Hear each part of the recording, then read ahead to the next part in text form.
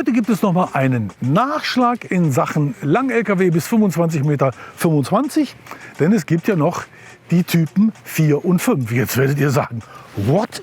Du hast doch immer nur von den Typen 2 und 3 erzählt. Ja, das stimmt. Aber es gibt nun mal die Typen 4 und 5. Sie stehen auch in der deutschen Lang-LKW-Ausnahmeverordnung, sind allerdings in Deutschland eher Exoten.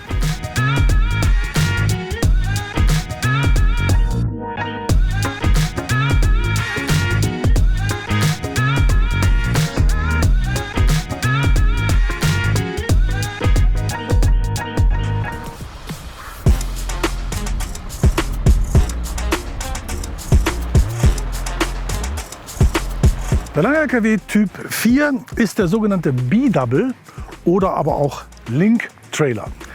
Das ist quasi ein Zwischenauflieger, der entweder Containerverriegelungen hat oder aber wie hier einen Festaufbau und ist ein Fahrzeugkonzept, das in den Niederlanden sehr häufig anzutreffen ist und hier und heute vorgestellt wird bei der Wesenberg Group in Eiselmeuden.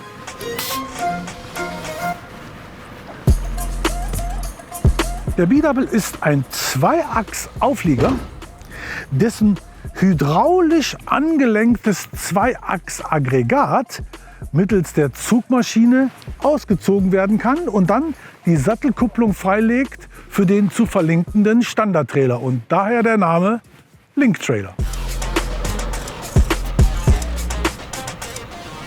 In dem eher sehr engen urbanen Umfeld erfolgt die Auslieferung mit dem sehr wendigen B-Double als Solo-Auflieger und für Kunden mit etwas großzügigeren Platzverhältnissen sattelt dann die Zugmaschine den Standardauflieger auf und der B-Double bleibt in der Warteschleife. Zum Lang-LKW Typ 5 sei lediglich gesagt, dass es sich dabei um einen maximal 24 Meter langen Hängerzug handelt, also mit Motorwagen und entsprechend langem Anhänger, den ich aber persönlich in Deutschland quasi noch nie gesehen habe. Aber losgelöst davon, ob nun Typ 2, 3, 4 oder 5. Wenn ihr mit einem 25 Meter Teil in den Niederlanden fahren wollt, dann ist die zweistündige deutsche Einweisung nicht ausreichend, auch wenn sie einen Praxisanteil enthält. Die Niederländer verlangen eine zweitägige Prüfung, wobei der Praxisteil auch mit einer Prüfung endet. Und durch diese Prüfung kannst du auch durchrasseln. Beantragen kannst du das Training beim CBR, das ist das niederländische Zentralamt für Führerscheine. Und sorry, diese Seite gibt es nicht auf Deutsch, nur auf Niederländisch, aber auch die Schulung selbst wird auf Niederländisch sein.